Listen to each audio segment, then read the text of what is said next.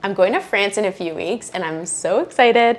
One of the things I really want to have when I get there is a Croque Monsieur. So to help get excited for my trip, I'm going to try making one at home with you. I've also been watching Simply Provence with Marcus Waring on Flavour Network, so I'm leaning on that for inspiration. I apologize in advance for my pronunciation. Croque Monsieur. I think that's how you say it. But essentially we're making a fancy ham and cheese sandwich. And to make it, we need 5 components: bread, our ham, our cheese, a Mornay sauce, and some Dijon mustard. So we've got our fluffy white sandwich bread here. I put on a sheet tray with some foil and we're gonna lightly toast it until golden brown. Now onto our Mornay sauce. Mornay is a bechamel sauce with grated cheese mixed in. How good does that sound? So first, to do that, we're gonna warm up some milk. We want the milk warm because it makes for a smoother sauce that is less likely to clump up. While that's heating up, we're gonna make a roux in our other pan. And we wanna cook this just to get rid of the raw flour taste and smell. We don't want it to brown or change color really. So our milk is warm. We're gonna slowly add it to the roux while whisking. And you don't want to leave this still for too long. You want to continuously whisk until it comes to a boil.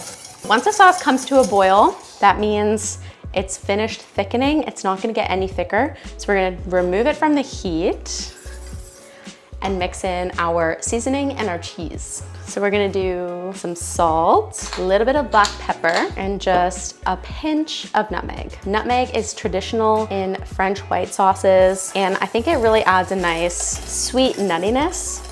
Now we're gonna add our cheese. We're gonna do about 1/2 cup of Gruyère and 1/4 cup Parmesan. It's super melty and gooey, and this Mornay is on the thicker side. We want it thick so it doesn't run all over the place on the sandwich. And then we're done. We can just set that aside. Ooh, perfect. Okay. So our bread is just lightly toasted. It's got that golden brown color. Perfect. We're gonna assemble right on the sheet pan. We're gonna do a little bit on the bottom. 2 tablespoons, a little bit of Gruyere. Oh no, sorry, I lied. We're gonna do ham, just like so. This is Black Forest ham.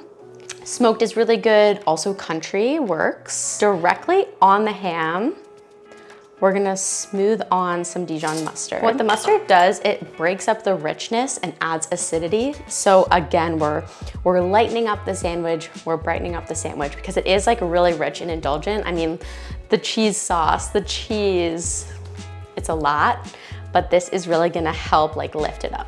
Okay, enough talking. To that, we're gonna add some Gruyere.